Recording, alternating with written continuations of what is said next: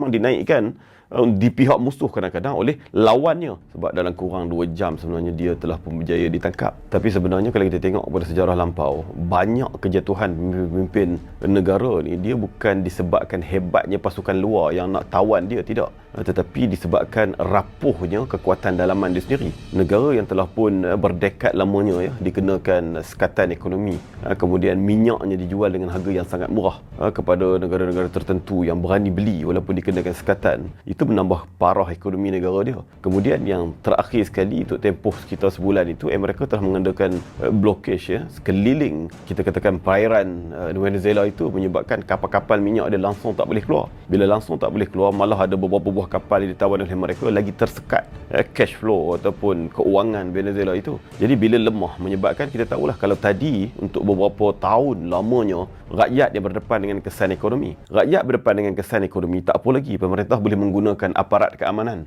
polis, tentera dia untuk mengawal rakyat yang bangkit ni supaya tak boleh bangkit. Itulah yang berlaku di Venezuela. Sebab tu dah dia ganas, kita katakan, terhadap orang yang demonstrasi, terhadap pembangkang dan sebagainya, memang tak boleh nak bangkit. Bangkit sikit tangkap, bangkit sikit tangkap. Tapi bila mana sumber keuangan negara tu makin menguncup, bahaya dia apa? Bahaya dia ialah aparat keamanan tadi sendiri pun mula hilang pendapatan mereka. Gaji pun tak apa nak ada, gaji pun tinggal sikit. Satu, kemudian bila jadi begitu, dia memudahkan unsur luar untuk kita katakan bayar mereka, bribe mereka. Jadi memang wujud. Dan sekarang ni walaupun kita bincang tentang tajuk ini beberapa hari selepas daripada peristiwa pencolekan, tapi 2-3 hari ini dah berlaku dah berita bagaimana beberapa orang bekas komander tentera yang ditahan atas dakwaan bekerjasama dengan CIA. Maknanya ada yang menerima duit daripada mereka untuk bocorkan rahsia di mana kedudukan Nicolas Maduro dan sebagainya, sehinggalah benda ni terjadi. Contoh yang sama kita boleh ambil dalam kes Bashar Assad di Syria. Bashar Assad di Syria, ketika mana saat-saat dia nak dijatuhkan oleh kumpulan yang dipimpin oleh Ahmad Al-Jalani ataupun Ahmad Al-Shara yang hari ini jadi presiden tu,